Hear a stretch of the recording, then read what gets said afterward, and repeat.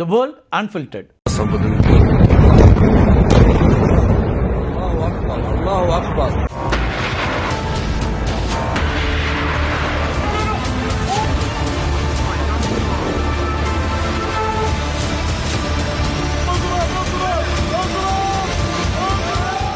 Israel Iran போர்ல தற்காப்பு தாக்குதல்கள் தொடரும் அப்படின்னு ஈரான் அறிவித்திருக்கிறதுனால மத்திய கிழக்குல பதற்றம் அதிகரிச்சிருக்குது.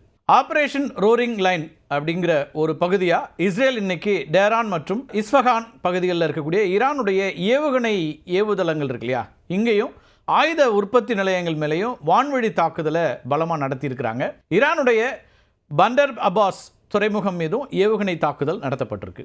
ஹார்மஸ் ஜலசந்திக்கு மிக அருகில் இருக்கக்கூடிய இந்த பண்டர் அப்பாஸ் துறைமுகத்தில் தான் ஈரானுடைய கடற்படை தலைமையகமும் ஆயுத கிடங்குகளும் இருக்குது. இந்த கடற்படை தலைமையகத்தின் மீதும் ஆயுத கிடங்குகள் மேலேயும் அமெரிக்கா மற்றும் இஸ்ரேலிய படைகள் இணைந்து நடத்திய தாக்குதலில் பலத்த சேதம் ஏற்பட்டிருப்பதா வரக்கூடிய தகவல்களை பார்க்குறோம். துறைமுகத்தில் நிறுத்தப்பட்டிருந்த ஈரானுடைய அல்வந்த் அதேபோல் ஜம்ரன் இந்த போர்க்கப்பல்கள் சேதமடைந்திருப்பதாகவும் அங்கிருந்து வரக்கூடிய செய்திகளை நம்ம பார்க்குறோம். துறைமுகத்தினுடைய முக்கியமான பகுதிகள், அது மட்டும் இல்லாமல் எண்ணெய் சேமிப்பு கிடங்குகளில் ஏற்பட்ட தீயினால் அந்த பகுதி முழுவதுமே அடர்ந்த கரும்புகை சூழ்ந்திருக்கு. இந்த ஈரானிய கடற்படையினுடைய மிக முக்கியமான ஒரு தளம் இது.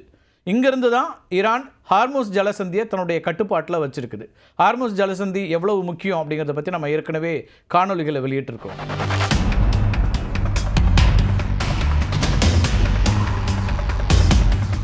இஸ்ரேலுடைய வான்வழி தாக்குதல்களுக்கு பதிலடியாக ஈரானோ தொடர்ச்சியாக தன்னுடைய பதிலடியை தொடங்கியிருக்கு.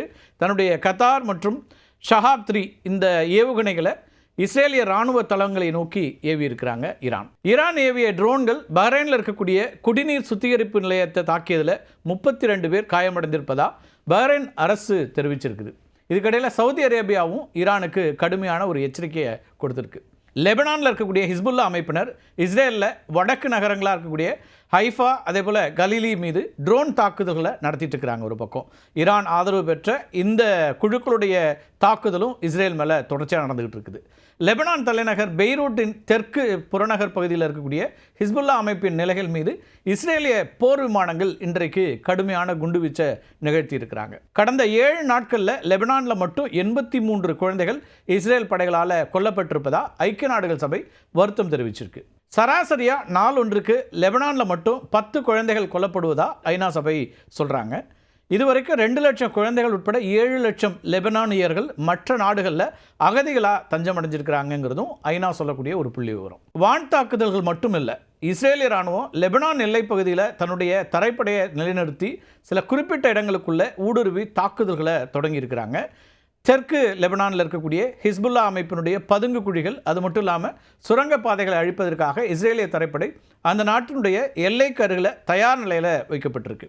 லெபனானுடைய லிதானி ஆறு, அங்கே லிதானி ரிவர்னு ஒரு ஆறு இருக்குது, அதுக்கு தெற்கே இருக்கக்கூடிய சுமார் 8 லட்சம் மக்களை உடனடியாக வெளியேறணும் அப்படின்னு சொல்லி இஸ்ரேல் எச்சரிக்கை விடுத்திருக்கு. வான்வழி தாக்குதல்கள் மட்டும் இல்லாமல் ஹிஸ்புல்லாவுடைய ஏவுகணை தாக்குதல்களை முழுமையாக நிறுத்த முடியாததுனால தரை வழியாக சென்று அவங்களுடைய ஏவுதளங்களை அழிக்கிறது தான் இஸ்ரேலுடைய திட்டமாக இருக்குது. அதுக்கேற்ற வகையில் தான் அவங்க காய் நகர்த்திட்டு இருக்கிறாங்க. இந்த போரின் எதிரொலியாக லெபனானில் மே மாதம் நடைபெற இருந்த பொது தேர்தலை 2 ஆண்டுகளுக்கு ஒத்தி வைத்திருக்கிறது அந்த அரசு.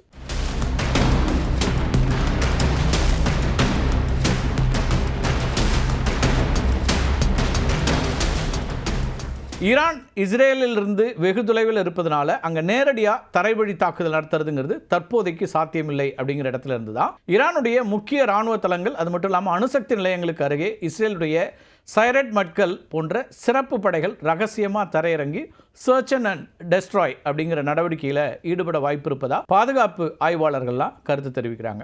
உங்களுக்கு தெரியும், நாம் ஏற்கனவே ஈரானுடைய அந்த ஜியோகிராஃபி பற்றி முழுமையாக பார்த்துருக்கிறோம்.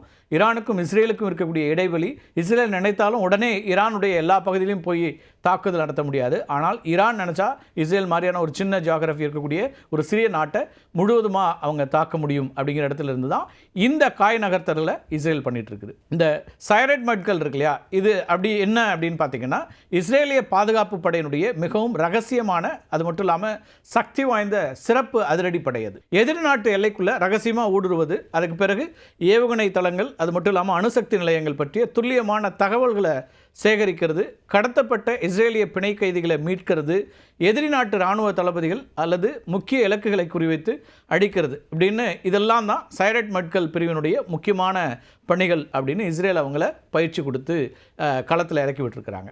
இவங்க இஸ்ரேலுடைய உளவுத்துறையாக இருக்கக்கூடிய மொசாத் இருக்கு இல்லையா, அவங்களோட இணைந்து செயல்படக்கூடிய ஒரு படையணி. ஈரானுக்கு எதிரான தற்போதைய போரில் ஈரானின் நிலத்தடி அணுசக்தி நிலையங்களுக்குள்ள ஊடுருவி அங்கே இருக்கக்கூடிய மின்சாரம் அல்லது கணினி அமைப்புகளை செயலிழக்க செய்கிறதும், வான்வழி தாக்குதலுக்கு முன்பாக ஈரானுடைய ஏவுகணை ஏவுதளங்களை கண்டறிந்து அவற்றுடைய இருப்பிடங்களை இஸ்ரேலிய போர் விமானங்களுக்கு துல்லியமாக தெரிவிக்கவும் இவங்க பயன்படுத்திட்டு இருக்காங்க. உலகிலேயே வேறெந்த சிறப்பு படைப்பிரிவிலும் இல்லாத ஒரு சிறப்பு இந்த படைப்பிரிவுக்கு இருக்குது.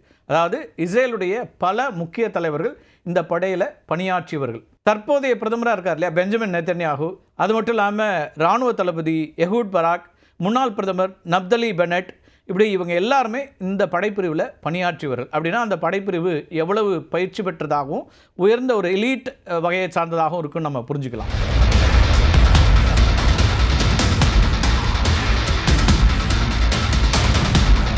இத்தகைய எலீட் படையை இஸ்ரேல் களமிறக்கியிருப்பது ஈரானை அழித்தொழிக்காமல் ஓய்வதில்லை அப்படிங்கிற இஸ்ரேலுடைய இலக்கை உறுதிப்படுத்துவதாக இருப்பதா அச்சம் தெரிவிக்கின்றனர் ஆய்வாளர்கள்.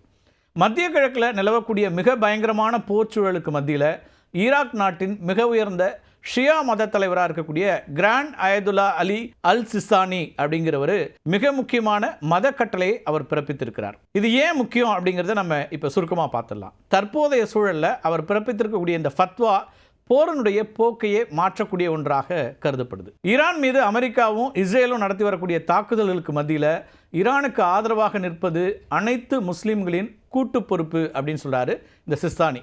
ஈரானுடைய இஸ்லாமிய கட்டமைப்பை பாதுகாக்கவும் எதிரிகளுடைய சதியை முறியடிக்கவும் மக்கள் அனைவரும் வீதிகளிலும் மசூதிகளிலும் திரண்டு தங்களுடைய ஆதரவை தெரிவிக்க வேண்டும் அப்படின்னு அவர் கேட்டுக்கொண்டிருக்கிறார். ஈரானை பிரிக்கவும் அந்த நாட்டில் அமைதி மற்றும் பாதுகாப்பை குலைக்கவும் வெளியிலிருந்து தீட்டப்படக்கூடிய சதி திட்டங்களுக்கு எதிராக மக்கள் ஒற்றுமையோடு இருக்க வேண்டும் அப்படிங்கிறது தான் அவருடைய முக்கியமான வலியுறுத்தலாக இருக்குது. இந்த அயதுல்லா சிஸ்தானி இருக்கார் இல்லையா, இவர் பொதுவாக அரசியலில் நேரடியாக தலையிட மாட்டார். ஆனால் அவர் ஒரு ஃபத்வா வெளியிடுறார் அப்படின்னா அது மிக கடுமையான விளைவுகளை ஏற்படுத்தக்கூடியதாக இருக்கும்.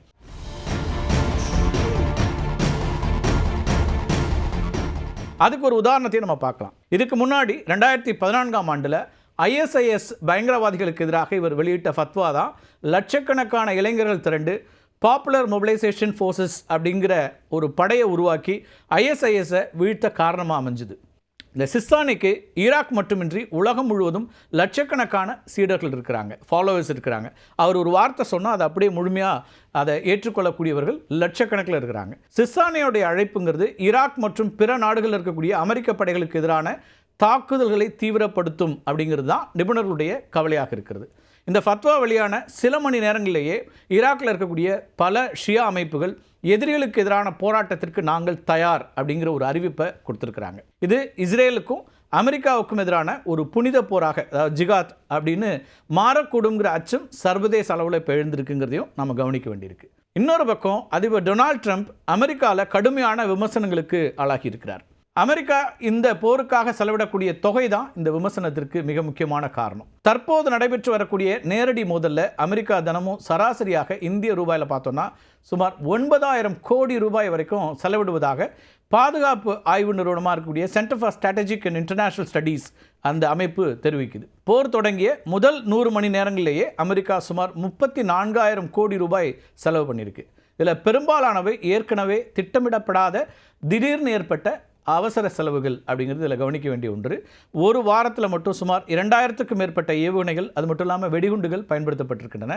இதில் ஒரு டொமஹாக் ஏவுகணையினுடைய விலை மட்டுமே 18 கோடி ரூபாய். B2 ஸ்டெல்த் பாம்பர், F-35, அது மட்டும் இல்லாமல் F-22 ரக போர் விமானங்களுடைய 1 மணி நேர பறப்பதற்கான பராமரிப்பு மற்றும் எரிபொருள் செலவு இருக்கு இல்லையா, அதுவே மிக மிக அதிகம்.